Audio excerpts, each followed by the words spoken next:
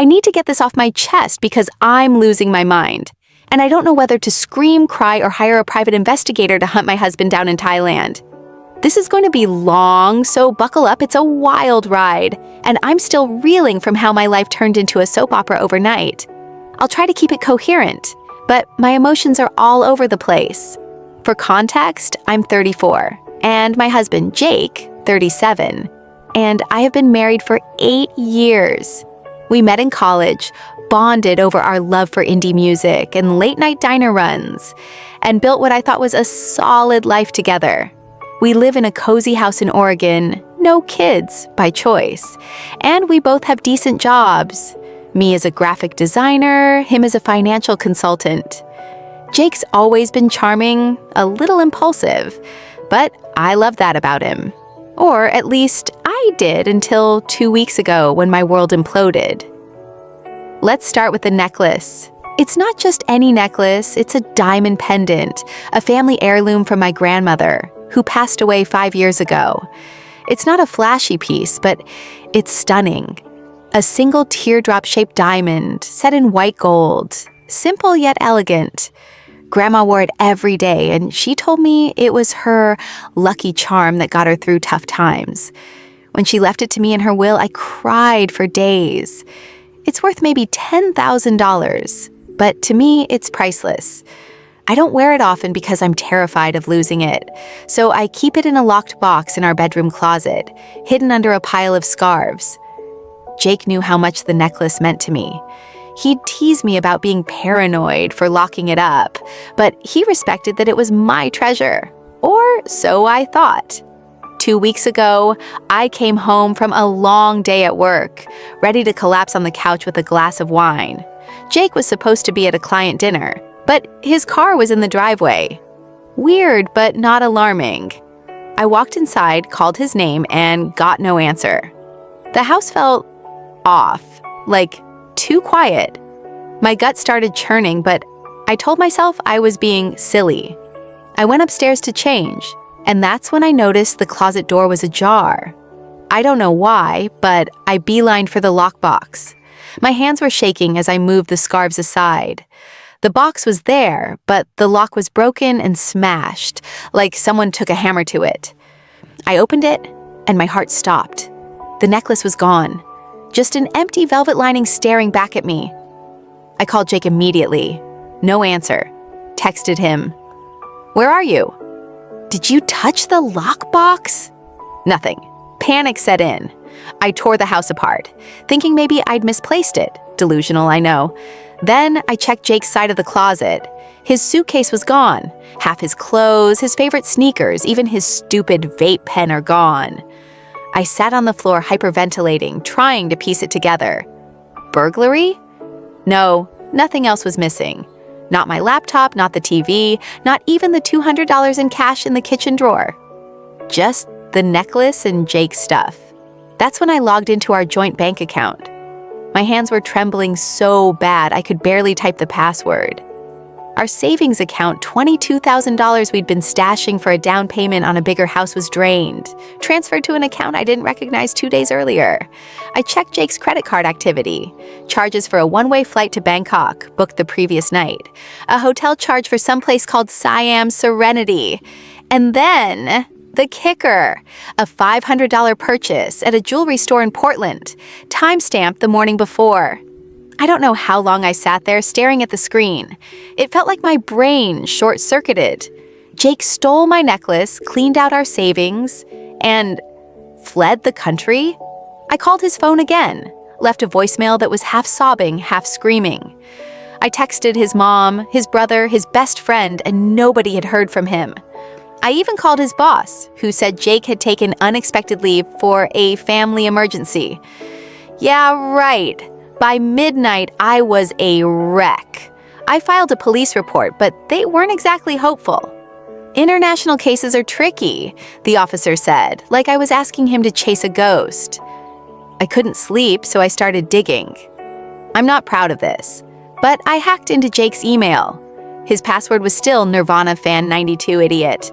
That's when I found the emails. Dozens of them, going back 6 months to someone named Lila. Pet names, flirty banter, plans to start fresh. One email, dated a week ago, made my blood run cold. Babe, I've got the ticket booked. The necklace will cover our first few months. Trust me, it's our ticket out. Another one from Lila. I can't wait to wear it. You're my hero. I threw up. Literally. My husband didn't just steal my grandmother's necklace, he stole it to give to his girlfriend, and they were in Thailand, living it up on my life savings. I spent the next few days in a haze. I took leave from work, barely ate, and cried until my eyes were swollen. But then something snapped. I wasn't going to let Jake ruin me. I started researching. Thailand's not exactly a black hole. You can find people if you know where to look. I scoured social media, cross-referencing Lila with Jake's contacts. Found her.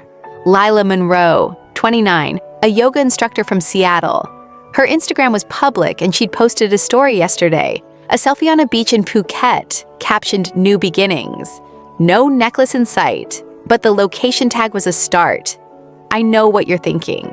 OP, let it go. Move on. Believe me, I tried.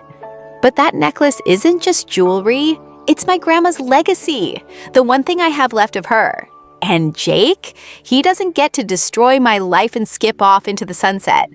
So I did something insane. I booked a flight to Bangkok. Yes, I know, reckless, stupid. But I had a plan. I tracked Lila's post to a specific resort in Phuket. I figured I'd scope them out, maybe confront them, or at least get proof for the police. I packed light, told my best friend Sarah where I was going. She called me a lunatic, but promised to check in daily, and boarded the plane. Thailand was a shock to the system. The humidity hit me like a wall, and Bangkok's chaos, scooters zipping past, street vendors shouting, smells of fish sauce and jasmine was overwhelming. I spent a day acclimating, then took a domestic flight to Phuket. By the time I checked into a cheap hostel near the resort, I was running on adrenaline and spite. The resort, Siam Serenity, was bougie as hell. Infinity pools, bamboo cabanas, the works. I couldn't afford to stay there, so I posed as a travel blogger. Cringe, I know, and sweet-talked my way into a day pass. I wandered the grounds, heart pounding, scanning every face. No Jake, no Lila. I was starting to feel like an idiot when I spotted her. Lila was lounging by the pool, sipping a cocktail in a neon pink bikini. No necklace, but her wrist had a familiar silver bracelet Jake's. I'd recognize it anywhere. I bought it for him on our first anniversary. My stomach twisted. I haven't approached her yet. Instead, I played spy, keeping my distance, snapping discreet photos. That's when Jake appeared. He looked different, tanned, scruffy, wearing a linen shirt like some wannabe expat. He kissed Lila's forehead, and I nearly lost it. I wanted to storm over, scream, throw his drink in his face. But I held back. I needed the necklace, not a scene. So I followed them. They spent the day like lovesick tourists, beach walks, dinner at a seafood shack, giggling like they didn't have a care in the world. I tailed them from a distance, blending into the crowd. By nightfall, they headed to a beach bar. That's when I saw it. Leela was dancing, tipsy, her neck catching the light. There it was, my necklace. The diamond glinted under the bar's string lights, mocking me. I don't know how I stayed calm. I waited until they left, then followed them back to the resort. They were staying in a private villa, and I memorized the number, 12. I couldn't break in not without a plan. So I went back to my hostel and spent the night researching Thai law, local police, and anything that could help. The next morning, I went to the Phuket police station. I showed them my photos, the emails, and the bank records. They were sympathetic, but slow, saying they'd look into it. Frustrated, I hired a local private investigator, a guy named Chai who spoke decent English and seemed to know everyone. Chai was a godsend. He dug into Jake and Lila's movements, confirming they'd rented the villa for a month. He also found out Jake had been flashing cash around, paying for everything in crisp bills. Chai suspected the necklace was either still with Lila or sold to a local dealer. He advised caution Thailand's laws are strict and confronting them could backfire. We came up with a plan. Chai posed as a resort staff member and knocked on their villa door, claiming a maintenance issue. Jake answered, looking annoyed, while Layla lounged inside. Chai glanced around, no necklace in plain sight, but he noticed a safe in the bedroom. Bingo! I was torn. Part of me wanted to barge in, demand my necklace, and slap Jake silly. But Chai warned that could land me in trouble. Instead, we waited. 2 days later, Chai's contact at the resort tipped us off. Jake and Leela were checking out, heading to Koh Samui next. If the necklace was in that safe, they'd take it with them. I couldn't let that happen. Against Chai's advice, I went rogue. I waited until Jake and Lila were at breakfast, then slipped into the resort with a staff badge Chai borrowed. Don't ask how I got into their villa. I'm not proud of it, and I was terrified the whole time. The safe was there, but I didn't have the code. In a panic, I tried Jake's birthday. Nothing. My birthday, nothing. Then, on a whim, I tried 1992, his email password year. It opened. Inside was my necklace, nestled next to a wad of cash and Jake's passport. I grabbed the necklace, left everything else, and bolted. My heart was pounding so hard I thought I'd pass out. I made it back to my hostel, packed my bag, and caught the next flight to Bangkok. Chai met me at the airport looking equal parts impressed and pissed. "You're crazy," he said, but he helped me navigate the legal side, ensuring I could leave the country without issues. I'm back in Oregon now, necklace safe in a new lockbox. Jake and Lila are still in Thailand, as far as I know. I filed for divorce, frozen our remaining accounts, and hired a lawyer to go after the stolen savings. The police here are working with Thai authorities, but it's slow going. I don't know if I'll ever see that money again. I keep replaying it all.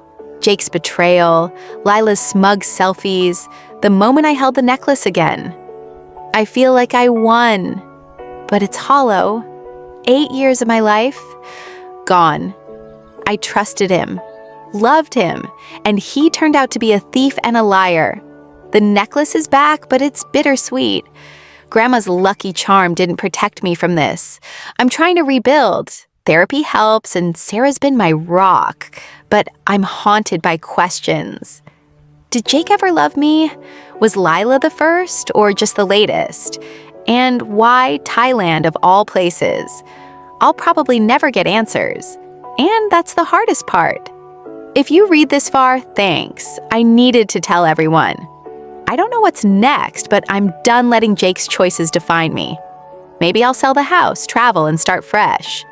Or maybe I'll just wear the necklace every day like Grandma did and let it remind me I'm stronger than I thought.